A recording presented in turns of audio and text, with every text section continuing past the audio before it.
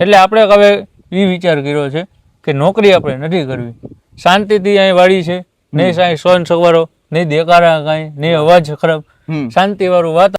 BA કરેલું છે મેં, LLB ની મેં એક્ઝામ દીધેલી છે અને અત્યારે LLB મૂકીને મેં ખેતી તરફ વળ્યો છું. જે રેગ્યુલર આપણે પરદાદા કરતા હતા કે ઘઉં બાજરો ને ચણા વાવતા હતા, હવે એ પ્રમાણે આપણે કરવા જાય તો એ ના હાલે. આપણે નવીન વિચાર કરવો પડે કે આધુનિક ખેતી કરવી પડે. પિઝા કે સેન્ડવિચ ઉપર એક પાન આવે, બિલકુલ બિલકુલ, એ એક પાન તમે પૂછો ને તો એ તમને 10 રૂપિયા કે એક પાનના 10 રૂપિયા, એક પાનના 10 રૂપિયા તમને કે.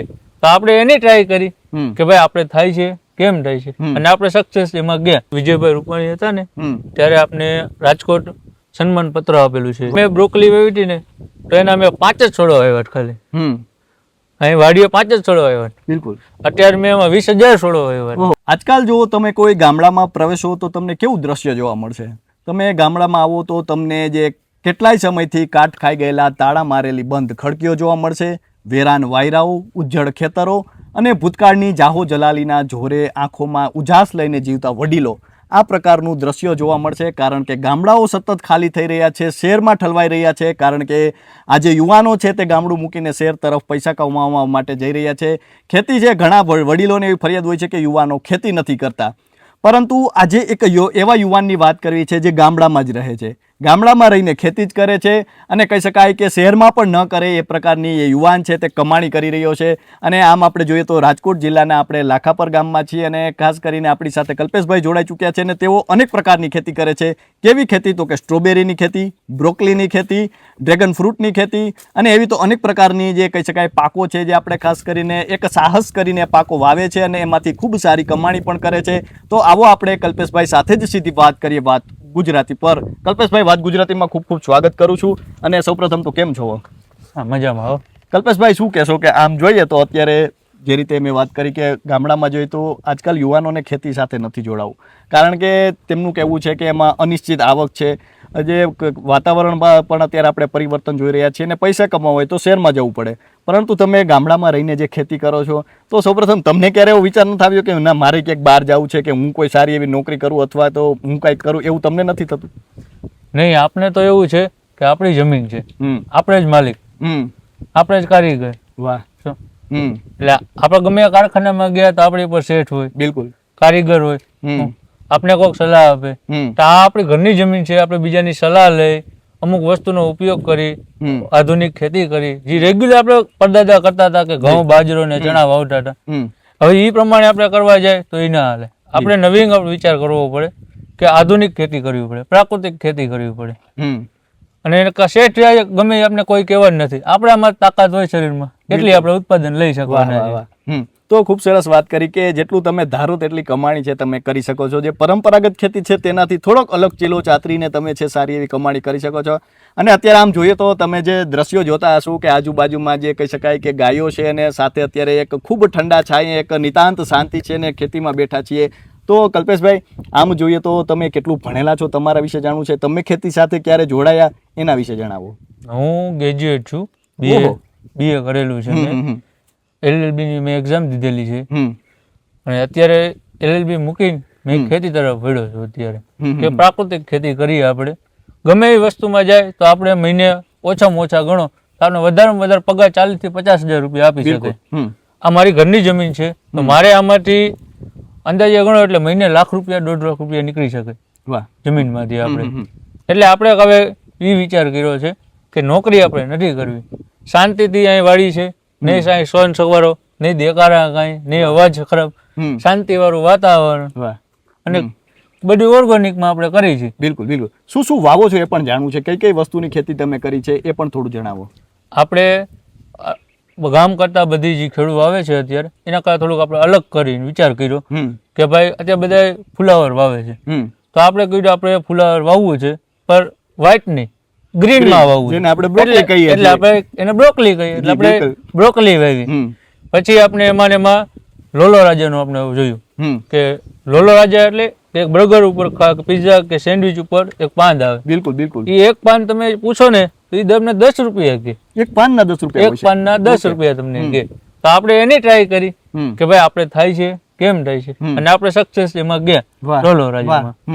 હવે આપણે 600 રૂપિયાનું કિલો વેચવું. ઓહો વાહ. બ્રોકલીના ટૂંકમાં આવક 5 જ, એટલે આપણે 600 રૂપિયામાં વેચ્યું. પછી એ પાક બધો શિયાળાનો છે. હવે આપણે સમજો ઉનાળો આવ્યો એટલે આ બધી જમીન ટપવાની હોય, એટલે એને પાછું હાર્વેસ્ટિંગ કરીને એમાં ખાતર થઈ જાય એનું. ઓકે, એટલે ખાતરનું ઈંડ થઈ ગયું. ચોમાસે ડાગન આપણે વાવ્યા છે, એટલે ડાગન ચોમાસાનો થાય. એટલે ડાગન અત્યારે આજુબાજુમાં ગણો એટલે ઓલ ગુજરાતમાં 8 વર્ષ પહેલા બીજો નંબર મારો હતો. વાહ, ડ્રેગન ફ્રૂટમાં. વાહ. જયારે આપણે વિજયભાઈ રૂપાણી હતા ને ત્યારે આપણે રાજકોટ સન્માન પત્ર આપેલું છે સાહેબે, રૂપાણી સાહેબે. એટલે 8 વર્ષ પહેલા આપણે ફાર્મ છે આવડું, ત્યારથી આપણે બધી જમીન અલગ અલગ વસ્તુ વાવેતર કરી છે. અને પછી તમે જે સ્ટ્રોબેરી પણ વાવી છે. હા, સ્ટ્રોબેરી આ વર્ષે સ્ટ્રોબેરીનો આપણે નવું ટ્રાય કરી, આપણે એમાં સક્સેસ ગયા. એટલે આપણે વિચાર એવો છે કે જે નવી ખેતી કરીને એમાં આપને ફાયદો છે. બિલકુલ. જે આ જુવાર, બાજરો, ઘઉં, માંડવી એ તો બધા રેગ્યુલર વાવે જ છે, અને એનો ભાવ માર્કેટમાં જાવ એટલે આવે નહીં. અને આપણે અત્યારે માર્કેટિંગમાં એવું છે કે ઓનલાઈન માર્કેટિંગ કર્યું છે કે ભાઈ ઇન્સ્ટા બધા વાપરતા હોય, આજકાલ બધા સોશિયલ મીડિયા વાપરતા હોય છે, ફેસબુક વાપરે, ટ્વિટર વાપરે, તો આપણે એનો ઉપયોગ કરીને આપણે એને માર્કેટિંગ કર્યું. વાહ. કે ભાઈ આપણે ઓનલાઈન બધા વિડીયો જોવાના છે રાતે, તો એમાં મૂકો, એમાં માર્કેટિંગ આપણે થાય છે. અને આપણા ફાર્મ ઉપર ગમે વિઝિટ આવીને એને લઈ જવાનું એને, એટલે આપણે માર્કેટિંગમાં ટ્રાવેલિંગનો ખર્ચો બચી જાય. ઓકે, વેચવા જવાનો. એટલે તમે જે રીતે જે પાક વાવો છો તો એને માર્કેટ સુધી નથી પહોંચાડતા? નહીં, માર્કેટ સુધી નહીં. તો એના માટે શું સિસ્ટમ છે? જે ધારો કે ડ્રેગન ફ્રૂટ છે, સ્ટ્રોબેરીની આપણે જે વાત કરીએ, તો શું તમે કઈ રીતે એ પાકને લોકો સુધી પહોંચાડો છો, અથવા કઈ રીતે પહોંચાડો છો અને વેચો છો કઈ રીતે?